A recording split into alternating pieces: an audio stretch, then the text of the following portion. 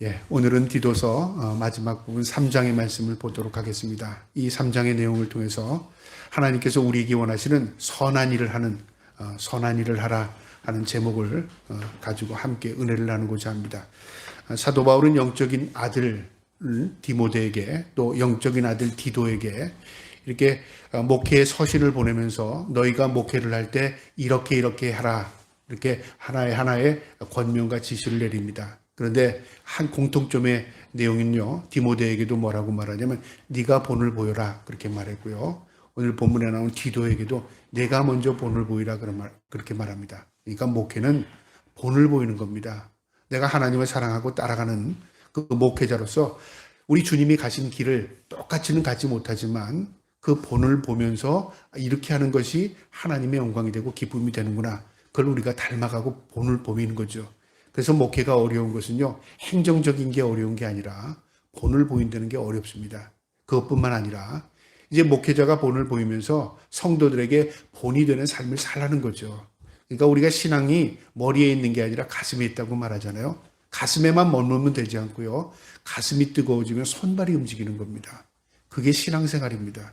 그래서 신앙생활은 머리에 있지 않고 사실은 손발의 움직임에 있습니다. 뭘 많이 하고 뭘 행하고 그게 중요한 게 아니라 우리가 실천하면서 하는 것입니다. 그게 신앙입니다. 어떤 종교도요, 실천을 그들의 삶의 모토로 삼지 않습니다. 도지요, 도. 그들이 하는 거 깨달음입니다. 그런데 기독교는요, 깨달음보다 더 중요한 게 있습니다. 내가 깨달았다면 그 깨달음대로 사는 것입니다. 오늘 이제 이 사도 바울이 디도에게 마지막 그에게 권면을 하면서요, 그가 무엇을 행하라고 하냐면, 네가 국가에 속해 있다면, 네가 이웃들과 함께 살아간다면, 너 주위에 어떤 사람이 있든지 간에 네가 선을 행하는 삶으로 살아라 그렇게 말하는 겁니다. 선. 그러니까 올바른 남에게 덕이 되는 삶을 살라는 거죠. 그 관점에서 이 말씀을 보면요, 하나님이 무엇을 기뻐하는가를 깨달을 수 있을 것입니다. 저도 이 말씀을 통해서요, 다시 한번 나도 그렇게 살아야 되겠다 다짐하는 시간이 되고, 여러분도 내가 하나님의 기쁨이 돼야지 하는 마음으로 이 말씀을 보면 은혜가 되리라 생각합니다. 이 말씀을 통해서 하나님이 주신 은혜를 우리의 마음에 다시 새길 수 있기를 축복합니다. 그러면 2장 15절입니다. 3장 1절 위에 있는 15절 말씀 제가 먼저 한번 읽어보겠습니다. 너는 이것을 말하고 권면하며 모든 권위로 책망하여 누구에게서든지 업신여김을 받지 말라. 사도 바울이 먼저 목회하는 이 디도에게 네가 하나님의 권위 앞에서 네가 성도들에게 그 권위를 가지고 말하라는 겁니다. 네가 젊다고 어리다고 사람들에게 업신여김을 받지 말고, 네가 지금 어떤 경험이나 연륜으로 하는 게 아니라 네가 하나님의 대언자로서 말하는 거니까 그 하나님 앞에서 그 말씀을 받은 자로서 담대하게 하나님을 의지하고 네가 그 말씀을 전하라는 겁니다. 업신여김 받을 거 없고, 누가 너를 업신여길지라도 네가 그런 마음을 갖지 말고 담대하게 말씀 전하라는 거죠. 그러니까 하나님의 말씀을 전하는 것은 전달자에 불과한 겁니다. 우리가 어떤 능력이 있고 깨달아서 남보다 나서 말씀을 전하는 게 아니라요, 복음을 전한다는 것은 우리 주님의 명령을 따라 전달하는 하나의 뭐냐면요, 심부름급 일꾼에 불과한 것이죠.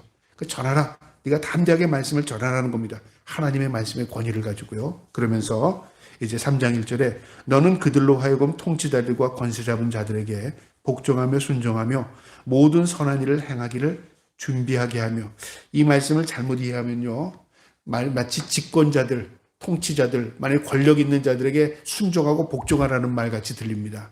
그냥 읽으면 그렇게 딱 느껴집니다.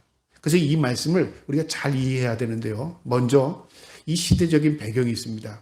이 당시는 이 그레데 섬을 누가 침범해 들어왔냐면 로마의 권력이 이 그레데 섬을 침범해 들어왔습니다. 그래서 로마의 집권 아래에 있습니다. 그러니까 어떻게 되냐면 이들에게는 마음 울루분이 있죠. 나라를 빼앗긴 것 같기도 하고, 다른 이방 민족이 와서 자기를 지배하니까 거기에 뭔가 폭발하는 마음이 있습니다. 그래서 이 당시에요, 그레데 섬에는 많은 폭동이 많이 일어났습니다. 폭동이요. 우리도 시대가 어려울수록 아주 혼란스럽잖아요. 이런 혼란스러운 사회가 된 겁니다. 이 혼란스러운 사회 속에서 그리스도인들까지도요, 어떤 집권자들이 대립을 하거나 어떤 소요 사태에 휘말리거나 그러면 어떻게 됩니까? 사회가 더 혼란스러워진다 그 말이죠. 우리가 오늘날 종교의 이름으로 어떤 일을 벌입니까? 사람들을 모으고 그리고 무엇을 흔들면서요 나라에 대해서 대항을 한다면 이건 성경적이지 않습니다. 이 당시는 로마가 집권하던 시기였습니다. 그런데 로마에게 뭐라고 하냐면 통치자들과 권세자들에게 복종하고 순종하라. 그러니까 마치 로마의 권력에 너희가 머리 숙이고 순종하며 살아라 그런 말씀 같잖아요. 이 말씀을 제가 여러 성경을 찾아보다가 현대의 성경이 그래도 좀 난 것 같아요. 현대의 성경에는 어떻게 기록되어 있냐면요. 정부와 관직에 있는 사람들에게 언제나 순종하고 정직한 일을 무엇이나 자진해서 하도록 신도들에게 지도하라. 정부와 관직에 있는 사람들에게 언제나 순종하고. 왜 정부에 일하는 사람, 정부에 소속해서 일하는 사람들이 일을 잘할 수 있도록 그들에게 순종하라는 이 의미는 뭐냐면요. 나라가 잘 유지될 수 있도록 그 나라의 일을 하는 사람들이 사심을 갖지 않고 그들의 권력을 가지고 휘두르지 않도록 백성을 위해서 일할 수 있도록 그들이 협조하라 그 말이죠. 그러니까 그들이 권력이 있기 때문에 그 권력 아래 순종하라는 의미가 아니라 나라를 위해서 너희가 그들에게 협조하라 그 말이죠. 근데 이것은 불의에 협조하라는 의미가 아닙니다. 그들이 백성들을 괴롭히지 않고 그들이 나라를 어지럽지 않는 이상은 그들이 이 나라를 잘 유지할 수 있도록 그들에게 솔선수범해라 그 말입니다. 그러면서 정직한 일은 무엇이나 정직한 일, 그러니까 불의한 일이 아닙니다. 정직하다면 이것이 하나님 보시기에 죄가 되지 않는다면 그들을 도와라 그 말이죠. 그러면서 자진해서 하도록 하라. 성도들이 오히려 솔선수범해서 나라가 잘 되는 일이라면은 그들에게 협조해주고 도와줘라 그 말이죠. 그래서 왜요? 백성들이 좀 편안하게 살 수 있도록, 백성들이 좀 여유를 가지고 살 수 있도록, 고통스럽지 살지 않도록 우리 그리스도인들 휘말리지 말라 그 말이죠. 여러분, 오늘날요 사람을 모으기 위해서요 자신의 어떤 사상을 주입하거나 어떤 자신의 세력을 규합해서 정부에 어떤 반기를 들거나 또는 정부라는 이 집단도 또 사람들의 마음을 사서요 반대 세력에게 힘으로 규합한다면 나라는 서로 분열됩니다. 대립됩니다. 우리가 그런 시대에 살더라도요 항상 우리의 의식 가운데는 국가관을 가지고 있어야 합니다. 여러분, 이 나라가 어렵다고 이 나라 다 버리고 도망가면은 나는 살 길이 생깁니까? 여러분, 그게 올바른 말입니까? 우리가 이 나라에 태어나게 한 것 하나님이십니다. 우리가 이 나라에 태어나서 사는 것도요 불의할지라도 우리보다 더 불의한 나라는 더 많죠. 그러나 그럴지라도 그 나라의 유정자들, 주권자들을 위해서 기도하는 게 우리의 역할입니다. 하나님, 불의하다면 저 집권자를 하나님, 어떻게 하나님의 뜻대로 사용하여 주셔서 그 마음을 고쳐주시든가 아니면 좋은 마음을 가진 사람에게 또 하나님 이 나라를 집권할 수 있도록 은혜를 베푸시든가. 하나님의 주권이잖아요. 주권. 우리가 하나님의 주권을 인정한다면 사람을 인정해서 그런 게 아니라 하나님이 다스리심을 인정하는 겁니다. 그래서 우리가 하나님께 모든 걸 맡기고 나는 그리스도인으로서 이 나라를 위해서 살아야 된다 그 말이죠. 그게 지금 사도 바울이 하고자 하는 얘기입니다. 왜 그렇게 살아야 하냐면 그래야 모든 사람들이 편안하게 살 수 있기 때문에 모든 사람이 안정할 수 있기 때문에 그런 겁니다. 그러니까 너희는 그런데 휘말리지 말라 그 말입니다. 그러면서 모든 선한 일을 행하기를 준비하게 하라. 중요한 건 뭐냐면 결론 선한 일을 준비하도록 그들도 선하게 정치할 수 있도록 우리도 선한 백성이 될 수 있도록 우리 모든 선한 가운데 서로 사랑하며 위로하며 살 수 있는 그런 나라가 될 수 있도록 너희가 그런 역할의 사람이 되어라. 그게 성도의 역할이다 그 말입니다. 그러면서 2절에 아무도 비방하지 말며 다투지 말며 관용하며 범사의 온유함을 모든 사람에게 나타낼 것을 기억하게 하라. 너희도 비방하지 말라 그 말이죠. 여러분, 비방은요 비판하기 위한 비판이 비방입니다. 비방은 처음 마음부터요 저 사람 끄집어내리고 저거에 대해서 비판적인 의식을 가지고 하는 게 바로 비방입니다. 비판은 뭐죠? 비판, 우리 단어로 비판 그러면 부정하는 거로 생각하는데요. 비판은 뭐냐면요 반대의 생각입니다. 비판적인 생각을 할 수 있어요. 그런데 그 생각이 또 다른 사람이 그 생각을 받아들여서 그게 맞을 수도 있고 틀릴 수도 있죠. 그러니까 서로의 마음을 조율할 수 있어요. 근데 비방이라는 건 그게 아닙니다. 그를 끄집어내리기 위해서 비판 아닌 비판을 계속하는 거죠. 이건 뭐냐면 이미 말하기 전에 행동하기 전에 마음의 적으로 간주하는 겁니다. 그런 마음 갖지 말라 그 말입니다. 그러면서 다투지 말며 관용하며 그러니까 싸움하지 말라 그 말이죠. 관용하며 너그러운 마음을 가지고 범사의 온유함으로 모든 일에 온유한 마음을 가지고 모든 사람에게 나타낼 것을 기억하게 하라. 그러니까 너희가 온유한 마음으로 살고 평화를 바라고 그 다음에 서로가 잘 되기를 원하는 그런 마음을 가져라 그 말이죠. 그게 그리스도인들의 마음이다 그 말이죠. 그러니까 그리스도인 마음 위에 이런 마음이 없다면 강팍해집니다. 내 편을 서로 모으고요. 아니면은 어떻게 하죠? 적대시 생각합니다. 우리는 그렇게 하지 말아야 된다 그 말입니다. 어떤 마음을 가지고서 관용하는 마음을 가지고 모든 걸 다 수용해라 그게 아니라 하나님이 무엇을 기뻐하는가를 늘 생각하고 하나님의 의식을 가지고 살아라 그 말입니다. 3절에요. 우리도 전에는 어리석은 자요 순종하지 아니하는 자요 속은 자요 여러 가지 정욕과 행락에 종노릇한 자요 악독과 투기를 일삼는 자요 가증스러운 자요 피차 미워한 자였으나 우리가 어떤 자였냐면은 우리도 예수 믿기 전에는 우리도 하나님을 알기 전에는 어떤 사람이었냐면 우리는 어리석은 자였답니다. 분별력이 없었다 그 말이죠. 여러분 오늘날 많은 사람들이 이건 이렇고 저렇고 그러는데요. 그게 정답이 아닌 게 참 많습니다. 왜 그러냐면 진리가 아니기 때문에 그렇습니다. 내 입장에서는 이게 옳은 것 같지만 상대 입장에서 그게 옳지 않을 수가 있어요. 진리가 예를 들어서 어떤 것이 이렇다 그러면 나는 그 진리가 내 마음에 들지 않으면 거슬려요. 그럼 또 반대 얘기할 수 있습니다. 세상의 모든 것들이 그런 이치로 움직인다면요. 결국은 한쪽은 수용하는 쪽에서는 어떻게 할까요? 우리가 모두 수용하는 쪽이라면 우리 편이 되니까 다 옳다고 생각하죠. 우리를 반대하는 쪽은 다 어리석다고 생각하죠. 그러나 하나님의 말씀을 기준으로 보면요. 우린 예외 없이 다 어리석은 자입니다. 인생을 살다 보니까 그런 걸 많이 느껴요. 야, 내가 왜 그때 그런 생각을 했을까? 그래서 30대 때, 40대 때, 50대 때, 60대 때 다 나이에 따라서의 생각이 달라지는 것 같아요. 아, 그때는 내가 좀 너무 협소한 생각을 했구나. 그때는 내가 너무 내 중심적인 생각을 했구나. 그런 생각을 할 때가 있습니다. 나이가 들면서 어떻게 수용성이 생기는 겁니다. 그럴 수도 있지. 나도 그런데 수용성이 생기다 보니까 어떻게 나도 모르게 관용하는 마음을 갖게 되는 겁니다.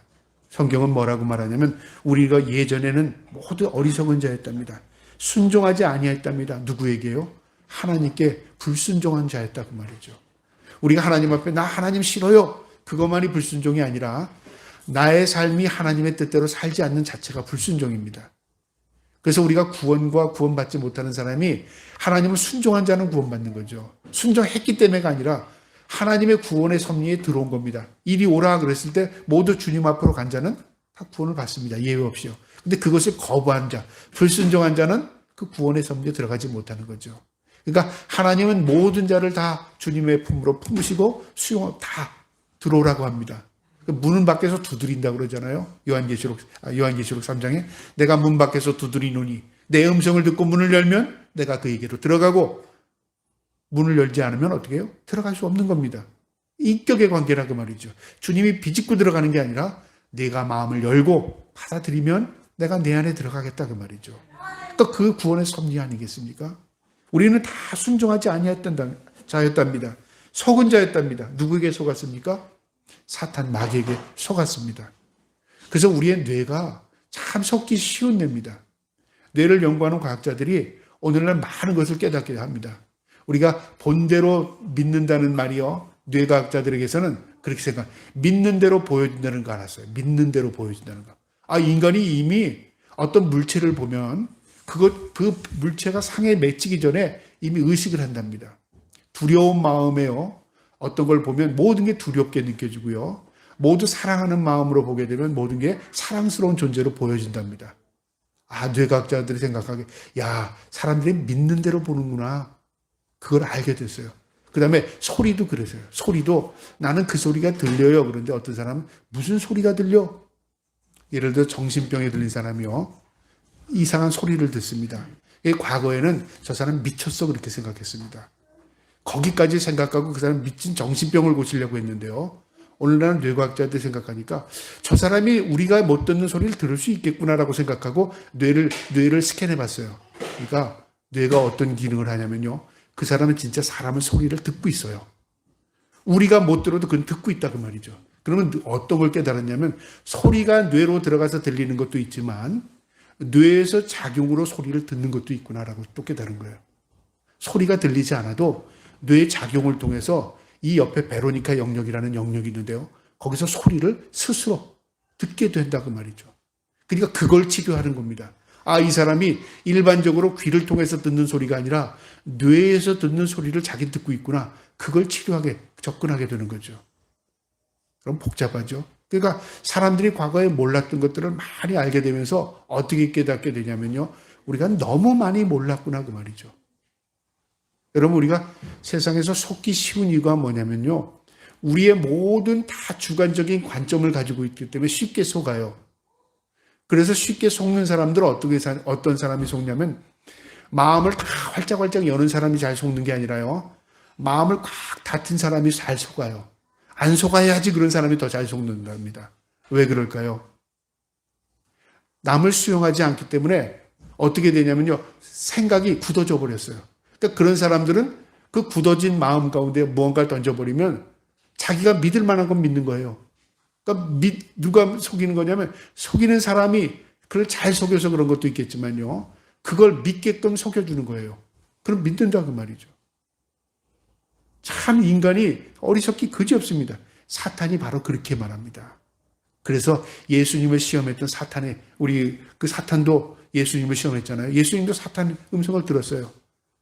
네가 하나님의 아들이면 뛰어내려라 그랬어요. 근데 주님께서 그 말에 속지 않았어요. 네가 배고프면 먹어라 그랬어요. 당연한 거예요. 근데 그것을 먹지 않아. 사람이 떡으로만 사는 게 아니기 때문에 그랬어요. 네가 나에게 절해라. 그럼 내가 천하 만민을 모든 것 내가 너에게 다 주겠다 그랬어요. 사람이 떡으로 사는 것도 아니고 하나님 말씀으로 사는 것이다.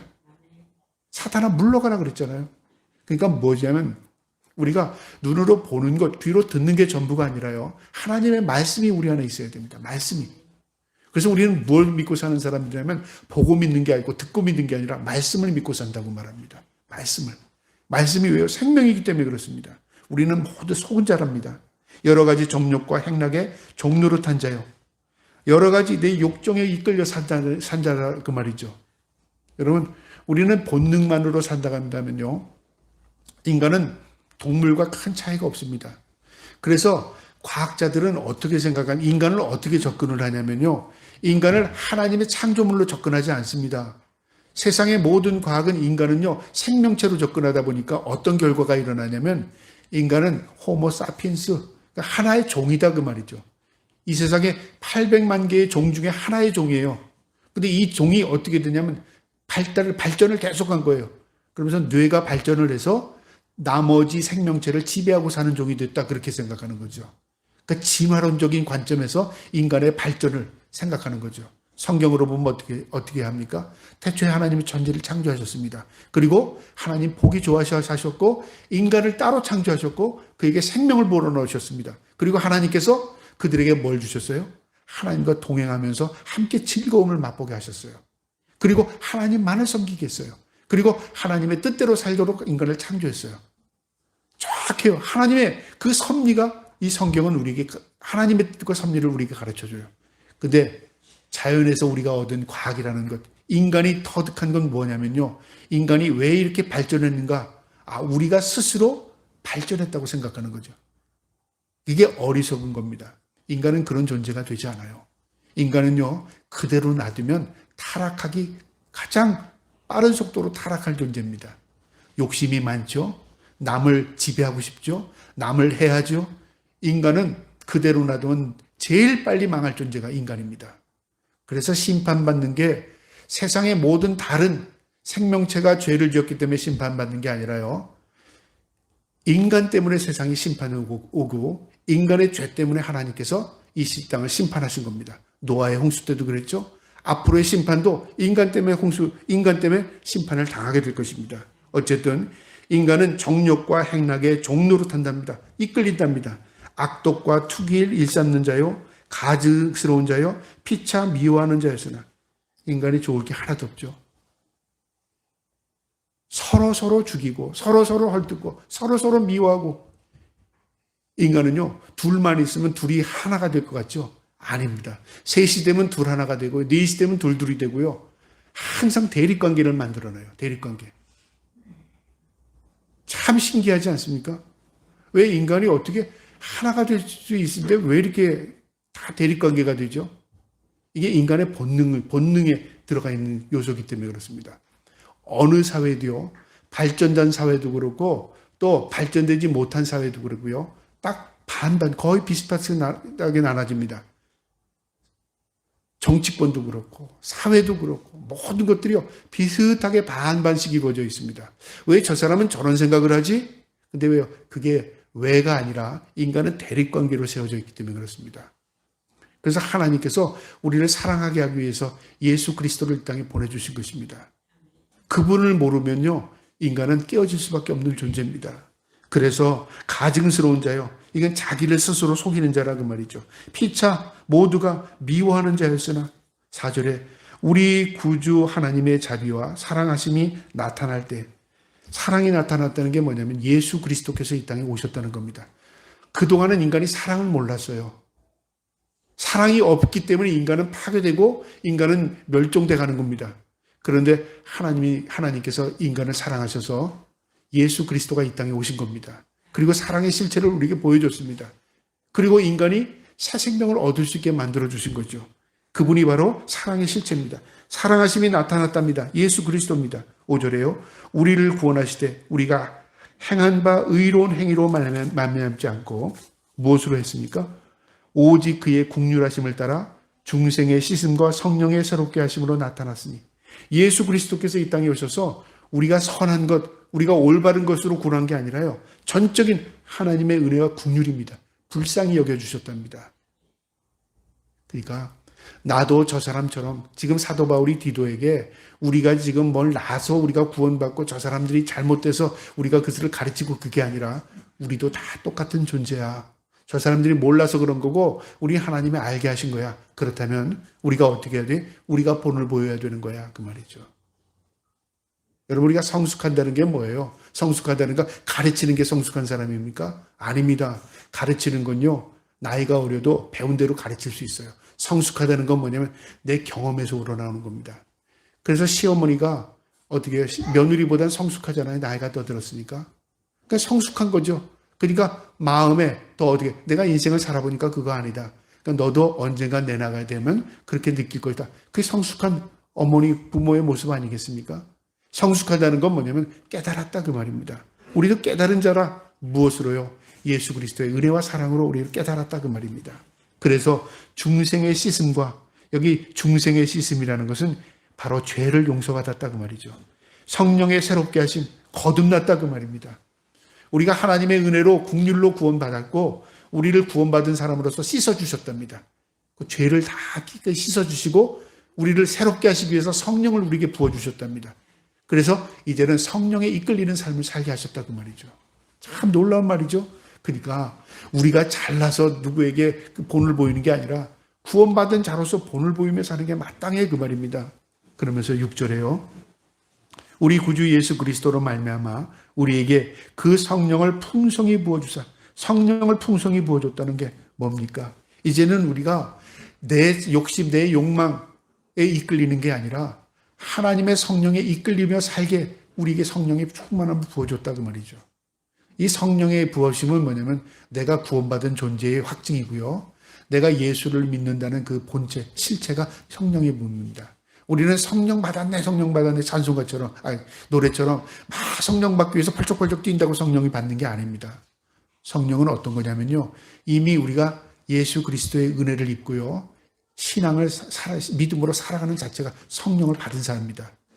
그러면 성령이 늘 충만한가요? 그렇지 않을 때가 있잖아요. 소멸될 때도 있고 어떨 땐 또 고갈될 때도 있습니다. 그러나 우리 자신을 깨닫고 하나님의 은혜를 간구하면 성령이 우리에게 뭐예요? 다시 깨달음을 주어요. 그러니까 내 삶의 주인이 내가 아니라 하나님이 내 삶을 이끌어갈 수 있도록 늘 내 삶의 마음을 주님 앞에 맡기는 겁니다. 그러니까 기도하고 말씀 보고 그리고 하나님의 뜻대로 살려고 하면 성령의 충만함이 부어지는 겁니다. 그게 진짜 성령의 충만함입니다. 우리가 어떤 은사 체험이 성령의 충만함이 아니라 하나님의 말씀이 내 안에 있고 내가 하나님 앞에 내 마음을 아뢰면서 기도하며 살고 그리고 내가 하나님의 뜻대로 말씀대로 살아가면요, 그게 온전한 성령의 충만함입니다. 그것 하나님의 은혜입니다. 그래서 성령의 풍성히 부음 주사 7절에 우리로 그 은혜를 입어 의롭다 하심을 얻어 영생의 소망을 따라 상속자가 되게 하려 하심이라. 그 은혜를 입은 자, 하나님 앞에 이끌림을 받는 자, 구원받은 자는 어떤 소망을 갖게 되냐면요, 영생의 소망을 따른답니다. 영생 뭐죠? 천국에 대한 소망을 가지고 있어요. 영원한 삶에 대한 소망을 가지고 있어요. 그리고 천국의 상속자가 됩니다. 우리가 내가 천국을 만들어서 가는 게 아니고 하나님께서 나를 구하는 백성으로서 천국에 입성시켜 주시고요, 그것을 유산으로 우리에게 물려주신답니다. 상속자가 된답니다. 전적인 하나님의 은혜죠. 그러니까 우리가 그런 존재라 그 말이죠. 그것 깨닫고 내가 본이 되어라 그 말입니다. 그러면서 8절에요. 이 말이 미쁘다. 이 말만큼 더 올바른 말이 없다. 확실한 말씀이다. 귀한 말씀이다 그 말입니다. 원하건대 너는 이 여러 것에 대하여 굳세게 말하라. 이 여러 것이 뭐냐면 바로 하나님의 구원의 섭리죠. 하나님이 나를 섭리 가운데 구원하셨죠. 그 다음에 영생을 부어주셨죠. 영생하도록. 그 다음에 우리를 중생하도록 죄를 씻어주셨죠. 이 모든 것, 성령의 충만함을 부어주셨죠. 이 모든 것에 대하여 굳세게 말하랍니다. 바로 하나님의 구원을 담대하게 전하며 살아라 그 말이죠. 내가 예수 믿은 건 전적인 하나님의 은혜입니다. 내가 예수 믿었기 때문에 내가 올바른 삶을 살 수밖에 없는 겁니다. 이거 전하며 살랍니다. 여러분, 우리가 전하는 것을 자꾸 어떻게 생각하냐면 예수님을 전하려고 그래요. 예수님은 2000년 전에 이 땅에 오셔서 우리를 구원하고, 그거 맞는 얘기예요. 교리적인 거죠. 그런데 성경이 말하는 진짜 전하는 게 뭐냐면요, 나를 전하는 겁니다. 사도 바울이 너는 나를 닮으라 그렇게 말하잖아요. 내가 전파되는 겁니다. 너희는 빛과 소금으로 살라고 그러죠. 내가 전하는 겁니다. 내가 무슨 빛을 바라고 소금을 바라야 어떻게 해요? 내 삶을 통해서 예수 그리스도를 증거하는 겁니다. 나의 삶은 없는데 예수 믿으세요. 천국이 있습니다. 100번 1000번 말해보세요. 예, 당신이나 잘 믿고 당신이나 가세요. 내가 보기엔 당신이 별거 흥미가 없습니다. 라고 만약에 상대가 말한다면요, 우린 예수를 전하지 못하는 겁니다. 그러나 우리의 삶이, 우리의 형편이 어떠든 내가 믿는 그 예수 그리스도에게 소망을 두고요, 내가 그 예수 그리스도의 닮은 삶을 살아가면요, 어떻게 해요? 전파가 돼요. 가장 전파가 되는 게 누굴까요? 내 가까이 있는 사람들. 그 사람들에게 내 삶을 통해서 전하라 그 말입니다. 그러면서 이는 하나님을 믿는 자들로 하여금 조심하여 선한 일을 힘쓰게 하려 함이라. 이것은 아름다우며 사람들에게 유익하니라. 내가 본이 되는 것, 내가 조심스럽게 사는 거죠. 선한 일을 힘쓰게 하려 함이라. 내가 선하게 살면 어떻게 될까요? 예수 그리스도가 전파되는 것이고요, 그게 담대하게 굳세게 말하는 것과 똑같습니다. 그래서 언어를 분석하다 보면요, 그 사람이 말에 의해서 전달되는 것보다 그 사람의 행위를 통해서 전달되는 게 65%랍니다. 언어는 말에 있지 않고, 언어는 그 사람이 어떤 말을 하느냐를 종합적인 것에서 해서 의사가 전달이 된답니다. 여러분, 우리가 생판 우리 말을 모르는 사람, 외국인을 만났는데 의사소통을 할 수 있어요, 없어요? 없다고 생각하죠. 언어가 통하지 않는데요. 그런데 어떤 사람이 내가 한마디도 외국어를 안 하고 한번 여행을 가봐야지, 그런 결심을 한 사람이 있습니다. 진짜로요. 그래서 유럽의 어떤 나라에 가가지고 손발짓 한 거예요. 그런데 이게 웬걸요? 다 통하는 거예요. 다 통하는 거. 내가 물 먹고 싶으면 이렇게 하고, 내가 밥 달라고 그러면 메뉴표 하르고, 손가락 발가락질로 손만 하고 몸의 행동만 하니까 언어가 다 통하더라고요. 다 통해. 그걸 깨달은 거예요.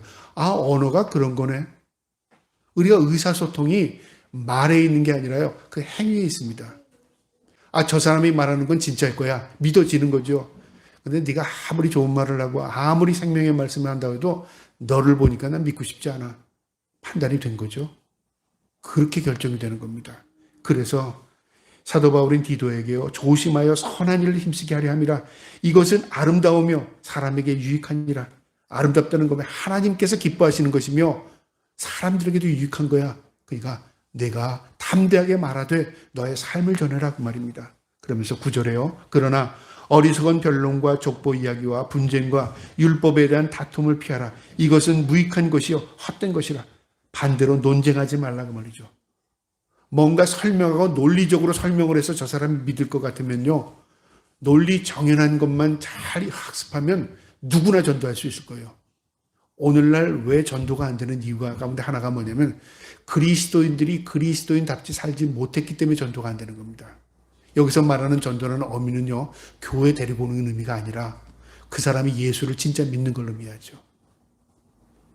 여러분, 내가 진짜 예수를 믿어봐요. 그러면 어떻게 될까요?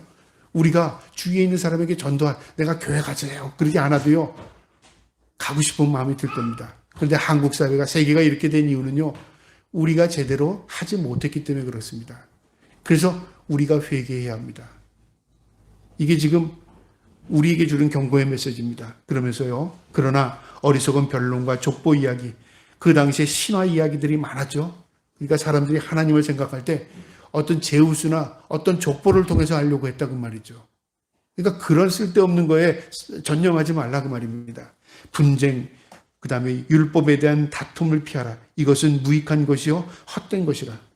그래서 이단들과는요, 대화하지 말라는 이유가 뭐냐면 논쟁하면은 오히려 시간 낭비일 뿐만 아니라요, 그도 우리가 전도가 되는 게 아니고 우리가 오히려 체력 소모만 되고 우리가 오히려요, 내 가지고 있는 신앙에 어떻게 해요? 회의를 느끼게 된다 그 말이죠.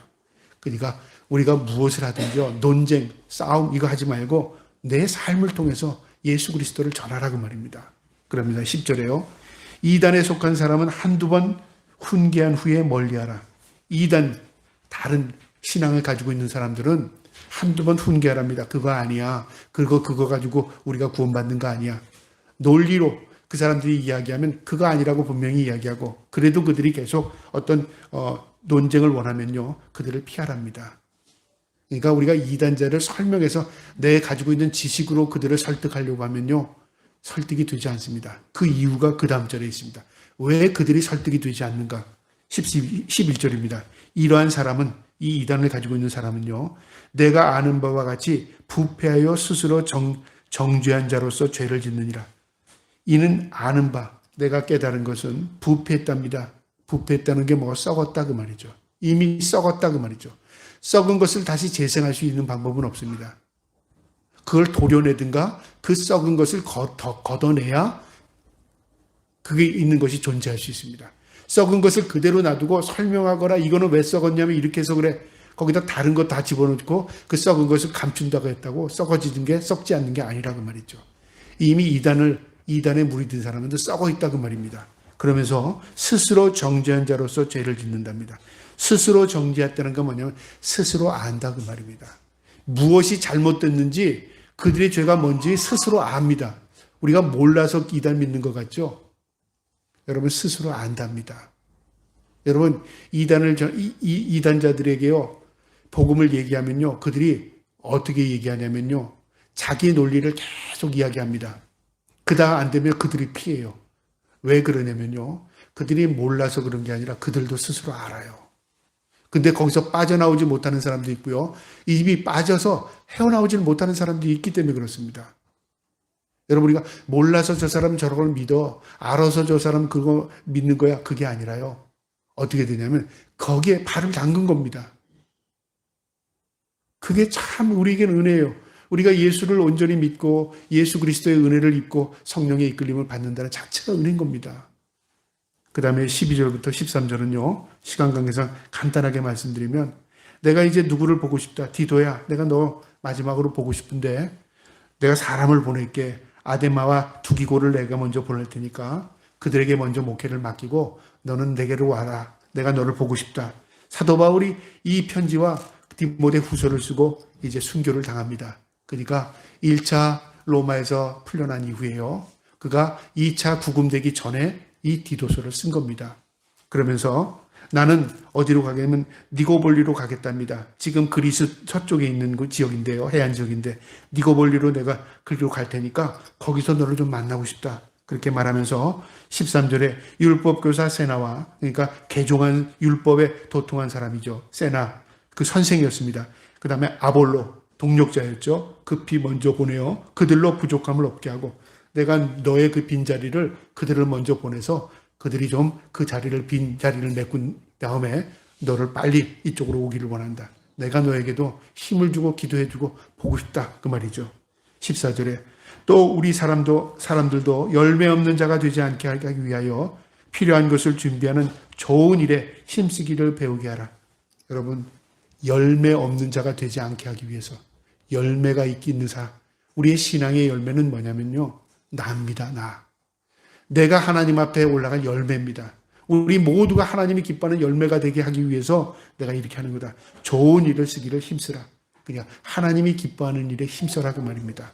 마지막 15절에 나와 함께 있는 자가 다 내게 무난하나니 믿음 안에서 우리를 사랑하는 자들에게도 너도 무난하라. 은혜가 너희 무리에게 있을지어다. 아멘.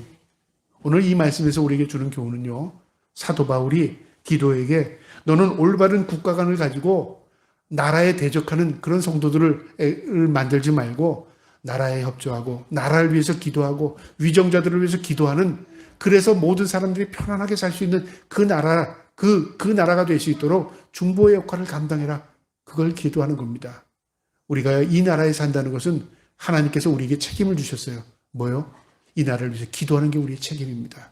저와 여러분이 나라를 위해서 기도할 수 있기를 축복합니다. 그 다음에 이 말씀의 교훈은요, 구원받은 자는 선한 삶, 선한 열매를 맺어야 된다 그 말이죠. 여러분, 세상에 어떤 집단도 우리가 선하게 살아야 우리 집단이 유대요 그렇게 말하는 집단이 없습니다. 거의. 기독교는 선입니다. 선. 우리가 사랑하잖아요. 사랑은 최고의 선이기 때문에 그렇습니다. 사랑이 오히려 선이 아니면 그건 온전한 사랑이 아니죠. 최고의 선이기 때문에 자기를 희생한 겁니다. 여러분, 선하게 사는 게 열매입니다. 저와 여러분이 항상 하나님이 기뻐하는 선한 삶을 살기를 축복합니다. 마지막으로요, 이 말씀의 교훈은 하나님께 소망을 두고 사는 자, 복음 위에 사는 자입니다. 우리가 하나님 앞에 소망을 두고요, 그리고 우리의 삶이 선하게 살면 복음이 전파됩니다. 저와 여러분이 이 어려운 시대를 살아가지만 늘 복음을 전하는 자의 마음으로 살아갈 수 있기를 주님의 이름으로 축복합니다. 아멘.